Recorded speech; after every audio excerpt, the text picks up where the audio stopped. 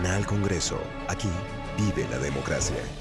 Bienvenidos una vez más a Me Pido la Palabra, programa de opinión del Canal del Congreso. Hoy estamos con un invitado muy especial, un invitado, Griselio, que puede aclarar algunos conceptos sobre el pueblo judío en Colombia. Estamos hablando de Marcos Pekel, director ejecutivo de la Confederación de Comunidades Judías en Colombia. Doctor Marcos Pekel, bienvenido a Me Pido la Palabra. Muy buenas, doctor Marcos Pekel. Este programa tiene la característica de empezar diciéndoles quién es usted y que nos cuente algo que hace la comunidad judía en Colombia y cómo se establecieron en Colombia. Eso es muy importante porque este es un programa que, además de opinión, pretende ser pedagógico para todos los colombianos. Bueno, primero que todo un saludo, les agradezco inmensamente la invitación al programa. Mi nombre es Marcos Pekel, soy director ejecutivo de la Confederación de Comunidades Judías de Colombia, que es la organización techo de todas las instituciones judías del país. Soy académico, soy profesor de las universidades Externado y Rosario, en las facultades de Relaciones Internacionales. Soy judío, nacido en Colombia, primera generación, es decir, que los padres de las personas de mi generación emigraron de Europa o de otras partes y llegan a Colombia. La comunidad judía se establece en Colombia hacia los años 20 del siglo pasado, de judíos que vinieron provenientes principalmente de Polonia, Rumania, Alemania y Siria, Alepo, Siria, la comunidad judía sefaradí. Los años 20, 30, 40 y 50 vieron una importante migración de judíos a Colombia. Nos establecimos acá. Hoy en día, aunque en su momento hubo comunidades en varias ciudades del país, hoy en día estamos concentrados en las 4 ciudades importantes de Colombia: en Bogotá, Cali, Barranquilla y Medellín, en ese orden. Nosotros llegamos acá, tenemos nuestras propias instituciones, sinagogas, rabinos, colegios, hacemos labor social tanto hacia el interior de la comunidad como hacia la sociedad colombiana en general. Y bueno, nosotros somos parte del tejido social colombiano, somos colombianos de fe mosaica, se puede decir así, muy contentos de estar acá y siempre agradecidos con Colombia, que acogió a nuestros padres en momentos de necesidad. Los judíos en el mundo se han caracterizado por ser buenos negociantes y fundamentalmente se han metido en el tema financiero. ¿Cómo están representados en Colombia la comunidad judía en el tema financiero específicamente? No, los judíos están en todos los sectores. Obviamente que el hecho de haber sido un pueblo perseguido por siglos hizo que tuvieran que desarrollar habilidades especiales para poderse adaptar de un momento a otro, en un lugar X o en un lugar Y. Los judíos llegaron acá, no estudiaron en el sector financiero, sino más que todo en el sector industrial, en el sector textil, donde los judíos siempre tuvieron una participación importante. En el sector financiero, más bien en Colombia, la participación ha sido muy poca. Acá sí ha habido personas involucradas en el sector financiero, pero la mayoría de la banca en Colombia no tiene nada que ver con judíos. Sí en el sector industrial, hoy en día también en el sector académico, y pues somos un grupo humano como cualquier otro. Tenemos personas que hacen de todo, tenemos médicos, abogados, empleados, industriales, pequeños comerciantes, pequeños industriales, académicos. Políticos. En el sector político no tanto. La comunidad judía no ha estado tan activa en la parte política porque, como le dije, somos una comunidad de primera generación. Ya para integrarse en la política, empezar a hacer política electoral, yo creo que requiere una generación más y esperamos ya empezar a tenerlo.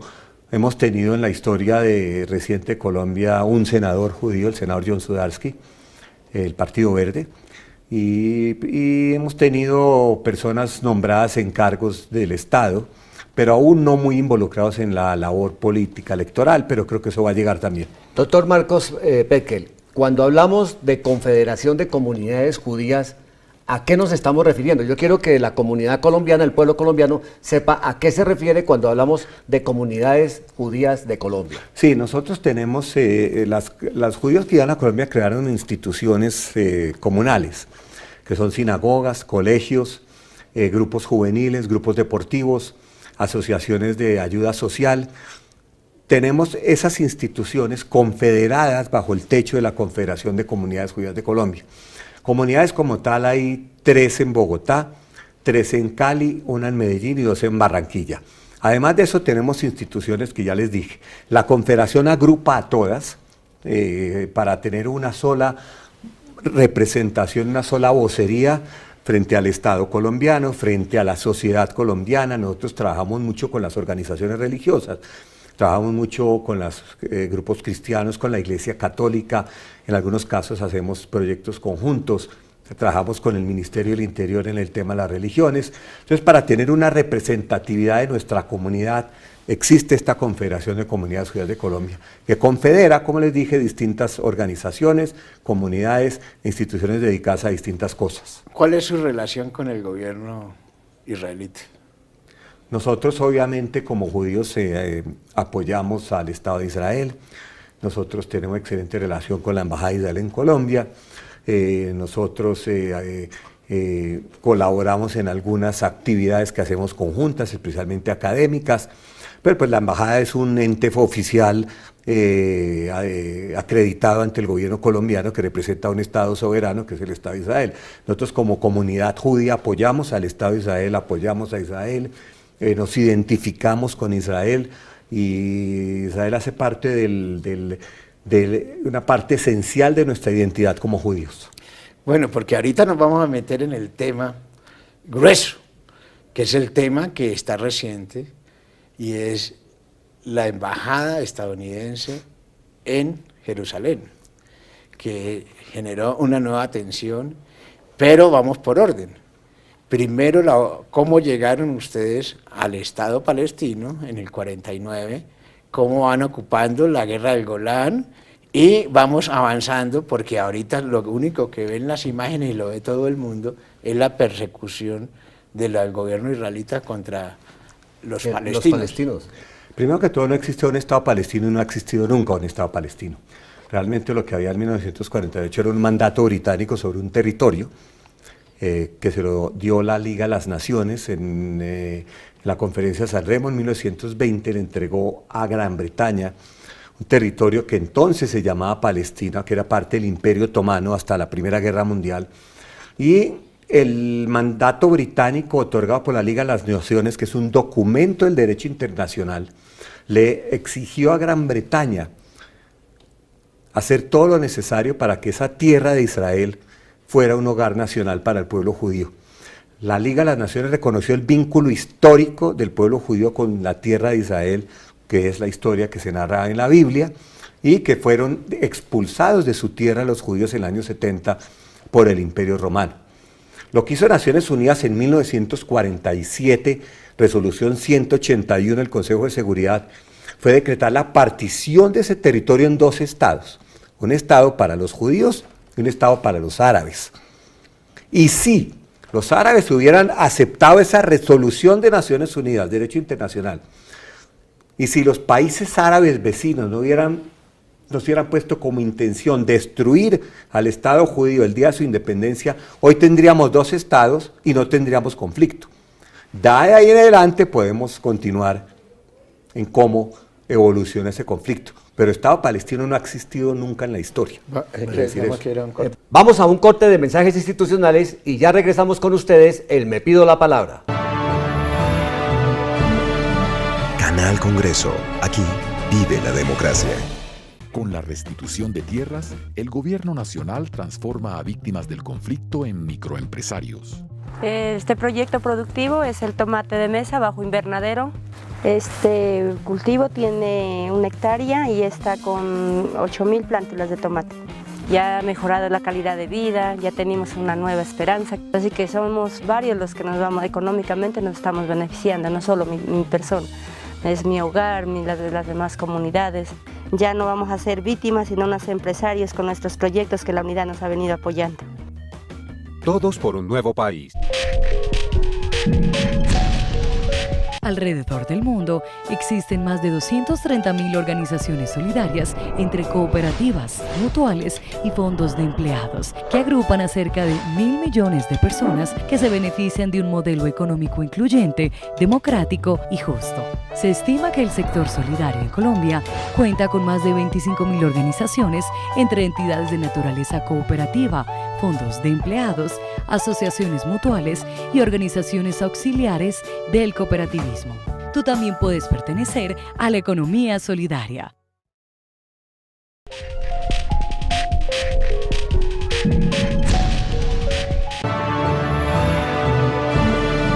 Canal Congreso. Aquí vive la democracia. Bueno, estábamos hablando, el doctor Peckel, del conflicto que hay, Griserio. Estamos hablando del origen, de por qué esto nadie casi entiende, el conflicto que existe entre palestinos y judíos. Sí, esa es la razón. Usted estaba contando acerca de las tierras, de la resolución de 1947 de Naciones Unidas sobre la posibilidad de la constitución de los dos estados. Sí, sigamos en esa tónica. ¿Qué ha pasado? Cuéntenos desde su punto de vista. Perdón, Cristian, es que yo quiero hacer una pequeña intervención antes de que se me olvide, porque hoy se me está olvidando todo. Está hablando usted, doctor Peckel, de que el Estado o el pueblo de Palestina desconoce esa resolución del 47 y que por lo tanto ahí da origen al conflicto. Eso es lo que yo estoy entendiendo. La desconoció en su momento, no solo los palestinos, también los países árabes que realmente no tenían nada que ver. El día que Israel declara su independencia, cuando los británicos se van, el 14 de mayo de 1948, los británicos, que habían estado ahí desde 1917, por mandato de la Liga de las Naciones, se van. Ahí tenían que crearse los dos estados con base en la resolución de Naciones Unidas. Los palestinos, pero principalmente los estados árabes vecinos, Egipto, Siria, Líbano, Jordania, Arabia Saudita, Irak, declararon que no iban a permitir la creación de ese Estado judío que se hacía bajo el derecho internacional con base en la resolución de partición. Cuando los británicos se van, Israel declara su independencia y ese mismo día comienza la primera guerra árabe-israelí, que fue Israel atacada por los países árabes con la intención de evitar la creación de ese Estado judío. Lo que pasa es que la guerra Israel la ganó. ¿Qué significa que Israel la ganó? Sobrevivió. Israel no conquistó grandes territorios, no conquistó ningún territorio, pero sobrevivió al ataque de los ejércitos de 5 países árabes y logró nacer. Su primer año lo pasó en guerra y después pues el Estado de Israel comienza esa evolución, ese desarrollo que le conocemos. Luego el conflicto con los palestinos pues ha tenido distintas evoluciones. Bueno, háblenos y hoy un poco estamos todavía esperando la guerra con Siria. Sí, pero estamos todavía esperando que se pueda lograr la solución con el pueblo palestino con base en esa solución de 2 estados. Al día de hoy no se ha logrado, ha habido algunos avances, se firmaron los acuerdos de Oslo. Pero ¿cómo va a haber arreglo si a ustedes, el pueblo judío, está siendo en esos momentos acusado de que está tomando y retomando cada vez más territorio que supuestamente era de los palestinos? Israel tiene un territorio y los palestinos, Israel tiene un territorio que es el territorio que ocupa el Estado de Israel. Hay un territorio que en una posible solución sería para los palestinos, que es Cisjordania y Gaza. Lamentablemente no se ha podido llegar a un acuerdo, y no se ha podido llegar a un acuerdo principalmente porque, primero que todos los palestinos están muy divididos. Segundo, el terrorismo palestino ha sido un impedimento para lograr avanzar en una solución. Cuando se firmaron los acuerdos de Oslo se llegó cerca a solucionar el conflicto. ¿Cómo se soluciona el conflicto? Que haya un Estado palestino al lado de Israel. Aquí no ha cambiado nada. Pero si los palestinos, una organización terrorista como Hamas islamista, manda a adolescentes suicidas a inmolarse en Israel solamente con el objetivo de matar gente. Durante 4 años, del 2000 al 2004, lo hicieron. Pues así es muy difícil lograr la paz con alguien. No, pero no es muy difícil también de que Israel vaya y mate, como se ven en las imágenes, a niños palestinos. Sí, pero es que las imágenes hay que ponerlas en su contexto. Y yo le daré un ejemplo. Mire, el caso de la OLP y de Yasser Arafat, que dicen que lo envenenaron. No, eso ya está claro que no. Yasser Arafat dejó un legado completamente vacío para los palestinos. Los forenses suizos pues sacaron su cadáver para hacer un análisis forense y él murió de muerte natural, no murió envenenado de ninguna forma, eso ya lo declara. Pero el tema es que los palestinos no han podido crear un proyecto nacional realista que reconozca el derecho de los judíos a su tierra y así se puede también crear el Estado palestino. Hamás es una organización islamista que no reconoce a Israel. Hamás no tiene ninguna intención de negociar con Israel. Hamás quiere destruir a Israel, siguen esa retórica. Por lo tanto, ¿con quién puede Israel negociar? Son los que se ubican en la franja de Cisjordania. Ellos se tomaron la franja de Gaza por la fuerza, ellos se expulsaron. En la franja de Gaza no hay presencia de Israel. Israel no tiene nada que ver con la franja de Gaza. En la franja de Gaza está el gobierno y la autoridad palestina, creado en los acuerdos de Oslo. En el año 2007, Hamás expulsó al gobierno legítimo de Gaza, que es la autoridad palestina, se tomó la franja de Gaza y comenzó a utilizarla para atacar a Israel, como vimos hoy que estamos hablando acá. Más de 100 morteros y cohetes han sido lanzados desde Gaza a Israel. Israel obviamente necesita defenderse. Israel tiene el derecho a la defensa. Se le otorga su primera responsabilidad de proteger a sus ciudadanos, como lo haría cualquier país y cualquier Estado. Como digo, mientras estemos en un ciclo de violencia, va a ser muy difícil avanzar en una negociación. Mientras existe una organización islamista radical como Hamás, cuya ideología no es distinta a la ideología de otros movimientos radicales islámicos, pues va a ser muy difícil. Y mientras Hamás esté controlando la franja de Gaza, atacando a Israel como hizo hoy, pues no se va a avanzar en ninguna negociación. Entonces lo que vamos a ver es violencia, lo que vamos a ver es cómo Hamás utiliza a los civiles palestinos como carne de cañón. Lo que vamos a ver es cómo Hamás, cada palestino muerto es un trofeo de guerra que se lo muestra a la opinión internacional. Y ahí creo que tenemos un problema. Y ahí no vamos a avanzar por ahora hacia un acuerdo de paz. Bueno, vamos a ir a otro corte de mensajes institucionales y ya regresamos con ustedes, no sin antes recordarles que nos escriban a mepidolapalabra@gmail.com. mepidolapalabra@gmail.com. Ya regresamos. Canal Congreso. Aquí vive la democracia. Con la restitución de tierras, el gobierno nacional transforma a víctimas del conflicto en microempresarios. Este proyecto productivo es el tomate de mesa bajo invernadero. Este cultivo tiene 1 hectárea y está con 8,000 plántulas de tomate. Ya ha mejorado la calidad de vida, ya tenemos una nueva esperanza. Así que somos varios los que nos vamos, económicamente nos estamos beneficiando, no solo mi persona. Es mi hogar, las demás comunidades. Ya no vamos a ser víctimas, sino unos empresarios con nuestros proyectos que la unidad nos ha venido apoyando. Todos por un nuevo país. Alrededor del mundo existen más de 230.000 organizaciones solidarias entre cooperativas, mutuales y fondos de empleados, que agrupan a cerca de 1.000 millones de personas que se benefician de un modelo económico incluyente, democrático y justo. Se estima que el sector solidario en Colombia cuenta con más de 25.000 organizaciones entre entidades de naturaleza cooperativa, fondos de empleados, asociaciones mutuales y organizaciones auxiliares del cooperativismo. Tú también puedes pertenecer a la economía solidaria.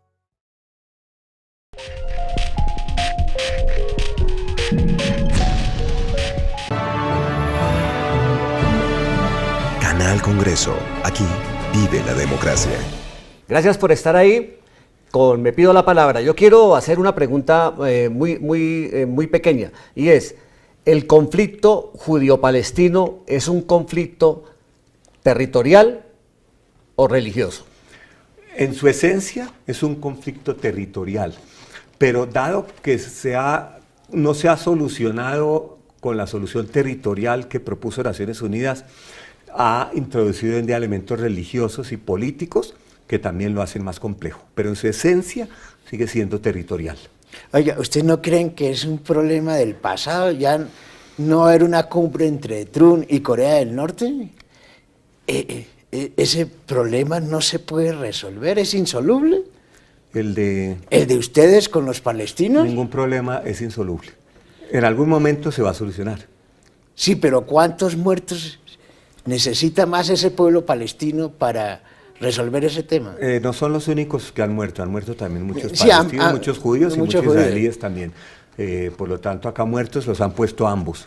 Esperemos que no haya más, pero difícil saberlo.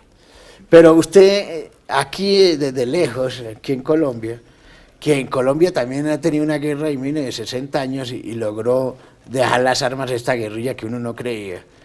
¿Cómo pueden ustedes, desde acá, mirándolo desde lejos, cómo usted puede ayudar a que ese conflicto entre palestinos y judíos se resuelva por la vía política, por la vía pacífica, con tantos intentos que ha habido?